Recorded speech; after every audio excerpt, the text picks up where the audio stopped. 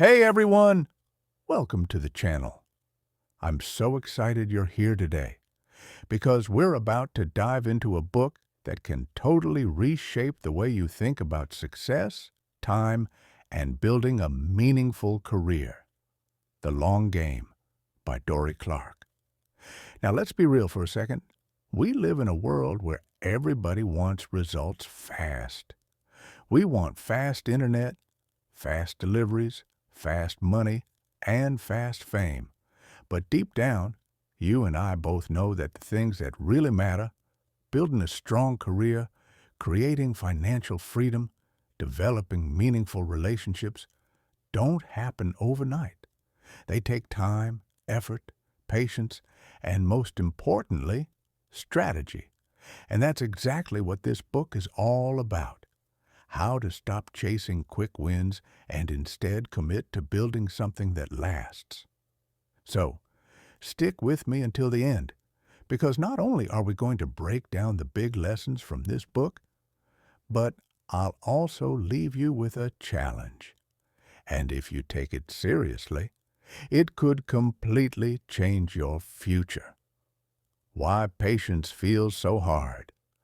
Let's be honest. Patience is not exactly popular.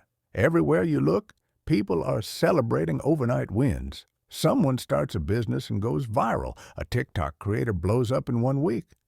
And when we see that, we can't help but compare ourselves and feel like we're behind.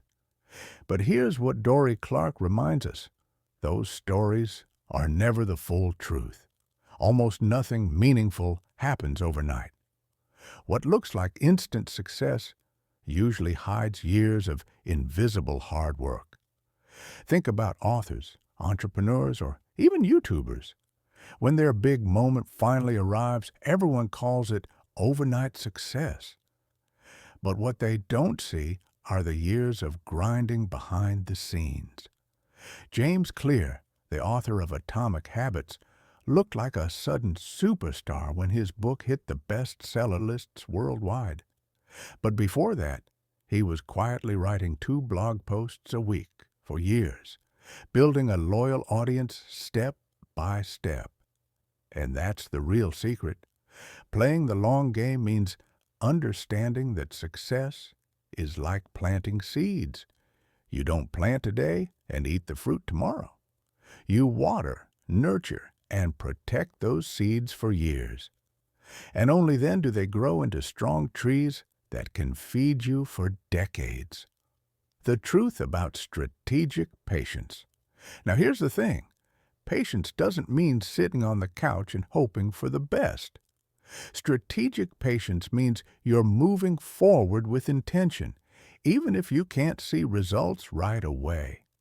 You're taking small, consistent actions that compound over time. Think about someone like Warren Buffett. Everyone knows him as one of the richest men in the world, but his wealth didn't come from one lucky stock pick. It came from decades of disciplined investing, letting compound interest do its magic. That's what Clark calls strategic patience. You don't rush, you don't panic, you trust the process, and you give your efforts time to snowball. So instead of constantly asking, how fast can I get there? The better question is, what can I do today that will still matter 10 years from now? Why saying no is actually a superpower. One of the hardest parts of playing the long game is learning to say no. Most of us say yes to too many things. Projects, events, even distractions that don't really align with our long-term vision. The problem is, every time you say yes to something meaningless, you're saying no to something that could truly move you forward. This is where Clark introduces the idea of strategic pruning. Just like a gardener trims branches so the tree can grow in the right direction, you have to cut away things that don't serve your bigger goals. Look at Steve Jobs when he returned to Apple. The company was drowning in dozens of products, jobs, slashed most of them and focused only on a few. That ruthless focus gave birth to the iPhone and iPad, products that changed the world. So here's a tough but necessary question. What do you need to stop saying yes to so you can start saying yes to your real future? Here's another big truth. Nobody wins the long game alone. Opportunities almost always come through people, but most of us make a huge mistake. We only reach out to others when we need something. That's short-term thinking. Clark flips that mindset. She teaches that you have to build genuine connections long before you ever ask for help. Relationships are like investments. You put in the time, attention, and care now, and the payoff comes years down the line in ways you couldn't predict. Think about Reid Hoffman, the co-founder of LinkedIn. He's often called one of the most connected people in Silicon Valley, not because he was chasing people when he was desperate, but because for decades he's been building authentic relationships, offering value, and connecting others. That long-term approach opened doors most people couldn't even dream of. If you want to play the long game, you have to play the relationship game. Invest early. Be genuine. Be consistent. Now let's talk about something most of us are guilty of. Being too busy. Our calendars are stuffed, our phones never stop buzzing, and we barely have a moment to breathe. But here's the paradox. The busier you are, the harder it is to see the big picture. Clark reminds us that if you want to play the long game, you need white space. Time that's not crammed with tasks, but open for reflection, creativity, and deeper thinking. That's when real breakthroughs happen. Bill Gates is famous for his Think Weeks. Twice a year, he goes completely offline, takes a stack of books, and spends a week just reading and reflecting. And guess what? Some of Microsoft's biggest innovations came from those quiet weeks. So ask yourself, when was the last time you gave your brain room to breathe? If you want long-term success, you can't fill every minute. You need to protect time to think. The courage to be bad first. This one hits hard. We all want to be amazing the first time we try something. But the reality? Nobody is great at the beginning. Playing the long game means having the courage to be bad at first. Think about Mr. Beast, now one of the biggest YouTubers on the planet. His first videos, honestly, they were awkward, low quality, and nothing like what he makes today. But he didn't quit. He kept experimenting, learning, and improving. He allowed himself to be bad first, and over time, that persistence made him one of the most influential creators in the world. That's the point. The long game requires humility. You have to be willing to look silly, to make mistakes, and to keep going anyway. Redefining success on your own terms.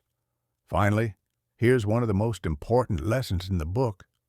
The long game isn't just about getting to the top. It's about making sure you're climbing the right mountain. Society often tells us success means more money, more status, more recognition. But what if those aren't the things that truly make you happy? Clark challenges us to define success for ourselves. For some people, it's freedom of time. For others, it's creative fulfillment. For others, it's building something that will outlast them. Dorie Clark herself realized early in her career that chasing traditional milestones wasn't fulfilling. What she really wanted was freedom, the ability to choose projects, control her schedule, and design her own life. That shift in definition gave her clarity and energy to play her long game on her own terms. So here's the question you have to ask. Are you chasing society's version of success or your own? How to start playing your long game today. All right, let's make this super practical. If you want to start playing the long game today, here are 3 simple steps. Plant seeds daily. Spend at least 20 minutes a day doing something that will pay off in the future. Learning a new skill, creating content, or reaching out to someone. Protect your focus. Every yes costs you time. Say no to things that don't align with your vision. Schedule white space, block out time weekly just to think and plan.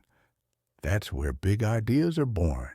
These steps might feel small, but remember, the long game is about compounding. Tiny, consistent actions create massive results over time. So here's the bottom line. Success isn't about quick hacks or overnight wins. It's about planting seeds, building relationships, protecting your focus, and having the patience to let your work compound over years. It's about the courage to start small, the discipline to keep going, and the wisdom to define success on your own terms. That's how you play the long game. Now here's my challenge for you. Think of one small action you can take today that your future self will thank you for. Maybe it's sending that email, maybe it's blocking an hour to reflect, or maybe it's finally starting that project you've been putting off. And if you found this video valuable, do me a favor, hit the like button, subscribe to the channel, and share this with a friend who needs a reminder to play the long game. Your support helps us grow this community and keep bringing you content like this. Remember, friends, success is a marathon, not a sprint. Play the long game, and your future will thank you. Thanks for watching, and I'll see you in the next one.